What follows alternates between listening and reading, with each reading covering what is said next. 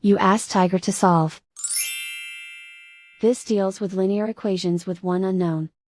The final result is x equals -9. Let's solve it step by step. Simplify the expression. Expand the parentheses. Multiply the coefficients. Simplify the arithmetic.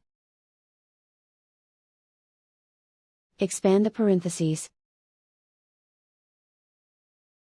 Simplify the arithmetic. Swap sides. Group all constants on the right side of the equation. Subtract 3 from both sides. Simplify the arithmetic.